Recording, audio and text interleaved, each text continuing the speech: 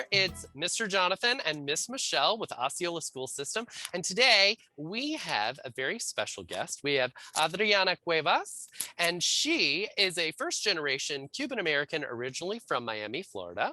She is a former Spanish and ESOL teacher, and she currently resides in Austin, Texas with her husband and son.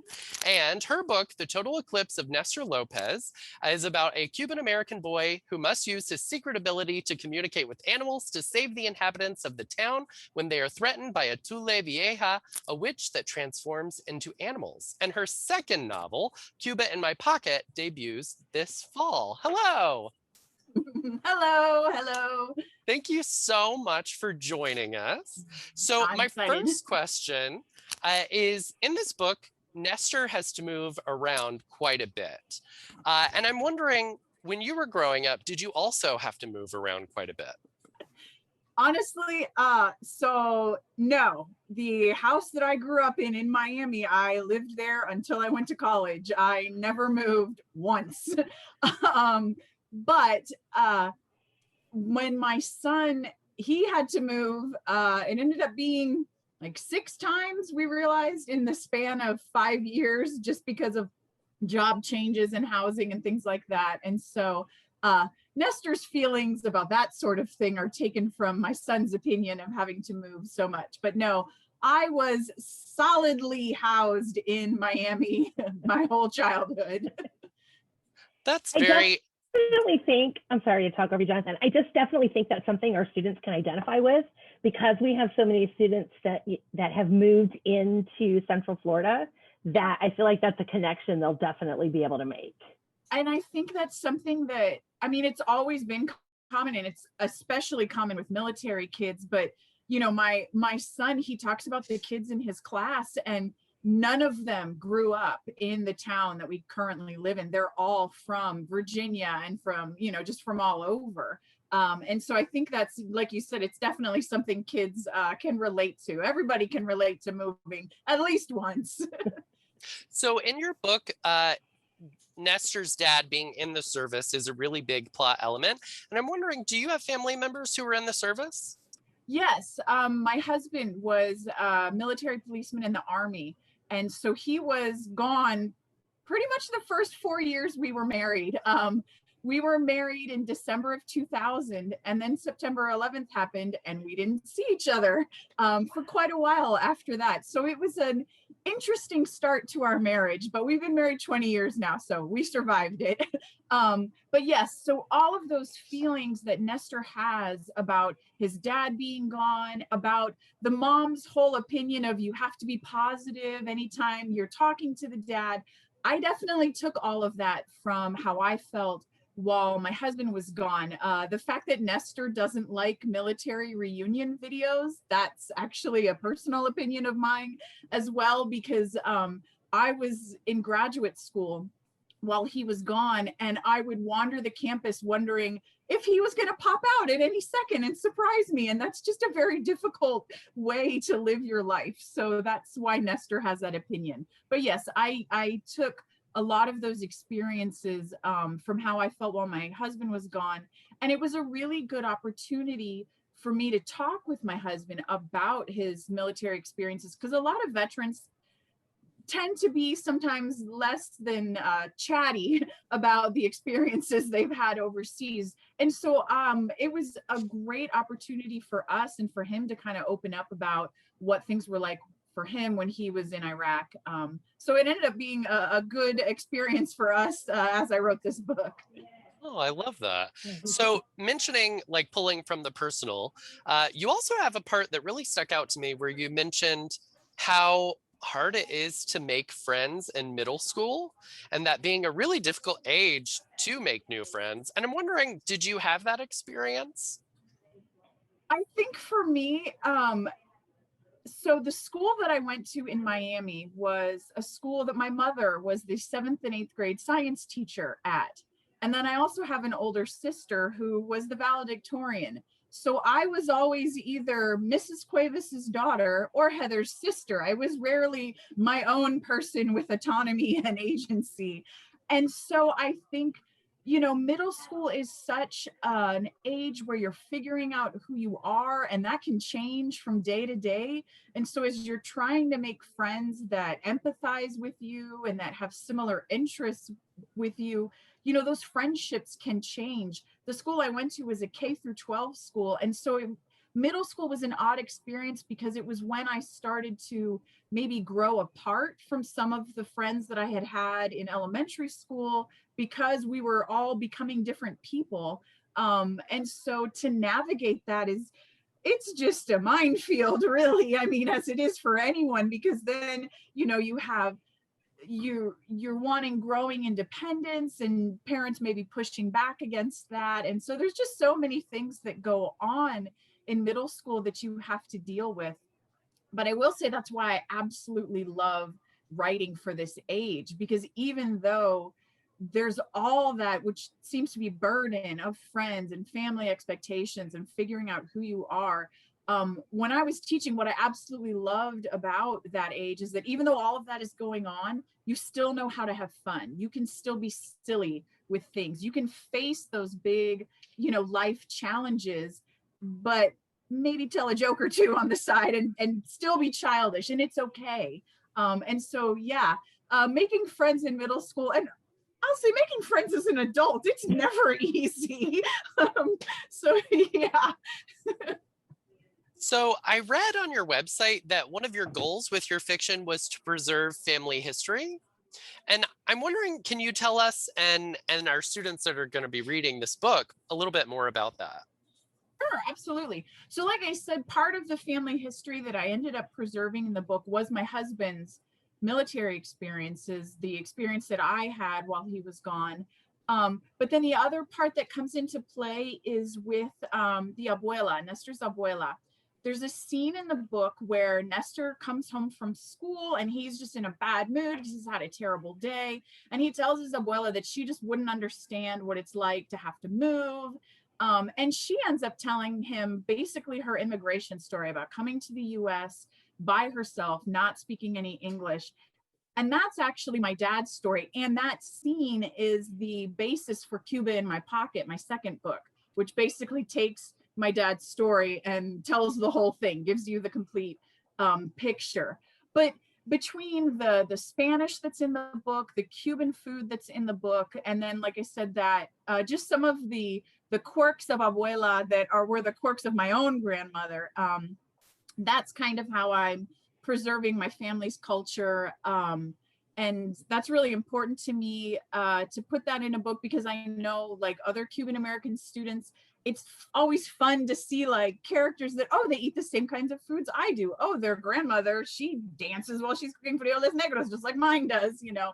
It's always fun, I think, for students to see similarities in characters and stories in their own lives, because I think it deepens the connection that you have to the story. So even though I am preserving my own personal history, I think it's a dual purpose in the sense that I have this shared history of being Cuban American, and so students can relate to that as well. I love that. I do too. Was your father part of Operation Pedro Pan? So he came to the United States in the 60s, but he wasn't officially a Pedro Pan. It was at the exact same time, but he wasn't part of the Catholic Church's system for placing kids. He had a cousin who was already in the US, and she was a Methodist missionary, and she was taking in kids. And so he stayed with her when he first came to the United States in Miami. That's amazing. Well, Michelle, would you like to ask a couple of questions? I feel like I'm so interested that I like dominate. Sorry. No, it's good. That's why I just interrupt and throw in my own questions. So I'm good. I know that. Do you have any more, Jonathan, or you have this? We have a game. I will ask what we have a game, but what are you working on now? I actually have two books that are in the works now. So I'm a huge fan of horror and scary stories. Yes, I know. So I have a manuscript that I've written, and it's definitely a lot scarier than the Tu Le Vieja that appears in Nestor Lopez, because it's about some kids. There's a girl who her family tradition is that they all burn effigies on New Year's to get rid of bad luck. And she decides she doesn't want to do that because she's embarrassed of her family's tradition. And she ends up getting cursed with bad luck by El Cocodrillo. And he's a rather vicious, unpleasant character that I had a lot of fun writing because I am a fan of horror. And so that's one manuscript. Another one I'm working on is one that was inspired by a devious idea that my son had, because it's about a boy who attempts to steal the slushie machine from his school cafeteria. And so his punishment is he gets sent to a ranch in New Mexico to work with horses all summer. And how old is your son? Is he your first reader? Does he critique you? So he finished 7th grade. He's 13. He's not so much my reader as he is my brainstormer. He is very useful to me because he and I like to just go back and forth to see what is the most bonkers idea we can possibly come up with. And as an author, as a storyteller, that's a really valuable thing to have, because a lot of times you edit yourself out of your story before you even start it. So yeah, like for example, he had texted me a couple months ago that he had a headache, but he wasn't going to go to the school nurse. And I told him, well, no, there's no point, because you have to be decapitated in order to get any kind of care from a school nurse. And he said, yes, I could lose a leg and she would give me a peppermint. And I told him, yes, your spleen could be missing and you would get an ice pack. And we ended up just with this text thread about this devious school nurse who was harvesting organs and burying bodies under the football field. And the football players couldn't figure out why the football field was like wavy now. And so it's the most ludicrous, crazy idea, but that's the sort of thing that we come up with. And it's very beneficial for me as an author to have somebody that I can just be completely off the wall with. And so he does that for me. He's not so much my reader. He's very much into reading manga. That's his style of book. That's what he's absolutely into right now. But it's good for me to see the types of stories that he's into as well. Well, and how wonderful to have that connection, because even though he may not be much of a reader of your work right now, like one day, maybe he will read your books to your grandkids. Yeah, well, I will say with Nestor Lopez, when I got the ARCs, the advanced reader copies, he was in 6th grade when I got those, and he took it to school and was showing everyone, and he's read both my books. But yes, it was very, very fun to see like how proud he was and just showing everyone at school Mom's book. Oh, that's very cool. And when does Cuba in My Pocket come out? Cuba in My Pocket comes out September 21st. Oh, okay. Yeah. There's a whole song, September 21st. I won't sing it, but do you remember 21st day of September? Now we will. We'll mark our calendars. We'll definitely be ordering that. That sounds fabulous. So you also have some interesting pets, correct? Yes, I do. One of them tried to jump up earlier. Oh. That was just a normal cat, nothing. How many pets do you have? I have 3. So I have a cat named Candy. I have a dog named Cookie. My son named all of these. And then my son actually has an axolotl. That's the interesting pet. And it lives in a tank upstairs in his room. And I did an event one time where they asked me like, oh, could you do this virtual event like in your son's room with the tank so we could see the axolotl? And I was like, my 13-year-old's bedroom is not meant for human consumption by any means. So no, I will not be doing an event from there. But the axolotl is really cool. And I think it's immortal. I'm fairly certain that it will live forever because it's not the best cared for animal, but has somehow managed to survive the care of a 13-year-old. So they can regrow limbs and regenerate organs. So maybe it does have that going for it. But yes, it's a very cool animal. Interesting. Well, speaking of the axolotl, that is what our game is based on today. Me and Michelle are going to show you a picture of an axolotl making a very silly face, because they have very expressive faces, I've learned. Dude, they look like they're smiling at you and they have these beady eyes. It's a little unnerving. So we are going to show you a picture, and then we are going to have you judge who does the better job of impersonating those pictures of axolotls. Okay? I take my glasses off. Get my eyes ready. Warm up your face. Warm up your face. Okay. Here we go. Here's our first picture. I'm going to share. This is, let me know if for some reason you can't see that. Oh no. Now you're just looking at a blank screen. Hold on. Hold on. It's Hold, there. please. It's there for me. I win. Oh, can you see the axolotl? Yes. Okay, good. All right. It chose the right screen then. All right. So can you also see us, Adriana? Yes, I can. Okay, perfect. All right. Michelle, are you ready? Yes. Okay. Not Okay. everybody has a boss that they can convince to do this. I'm very lucky. All right, here we go. Look at your camera. 1, 2, 3. All right, which of us did best? Now, I have to give it to Jonathan because your mouth was slightly open, and that's like the key feature, I think, of this axolotl. He looks a little dazed. I'm not sure. Okay, 1 point for me. Here we go. Picture number 2. The winner gets to buy lunch, right, Jonathan? What's that? The winner is buying lunch. I don't like this. All right, picture number 2. Let's see here. Here we go. All right, ready? Here we go.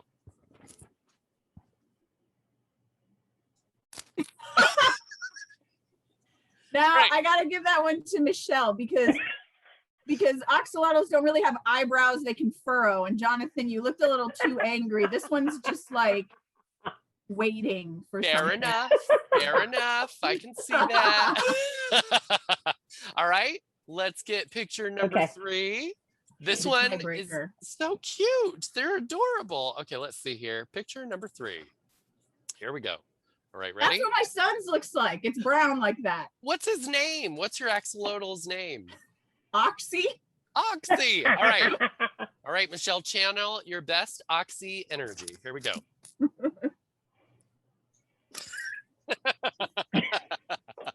You know, I'm It is also doing my definitely- hand thing. Like I'm That's getting like my hands ready as well. You had the hands? Oh man, I should have thought about the hands. I got the whole picture in with the derp face and everything. So I think, Michelle, we need to change the rules that loser buys lunch because I give the point to you. Oh, no. No, I like this better. I like this better. Okay. We will do one more. Here we Oh, go. it could end up in a tie.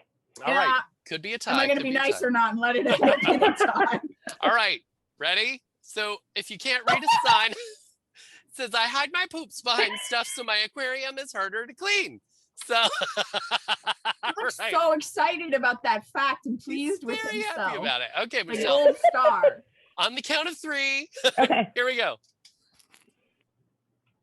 You guys are making the exact same face. How am I supposed to pick?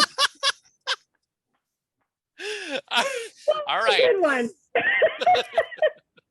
So you choose. Last point goes to. I'm going to go with Michelle. Michelle is our The winner. commitment was there. She's buying me lunch. I'm getting a I'm all steak. in. I was in it to win it. Well, I thank you will so live this much. forever. Thank you so much for joining us today. Kids, if you haven't already read The Total Eclipse of Nestor Lopez, pick it up, join your media specialist and your media center and ask for this book. It is a fantastic read if you like fantasy, if you like stories about magical creatures or evil witches. I think it's going to be one of your favorites. So thank you so much, Adriana. Thank you very much for having me. Thank you.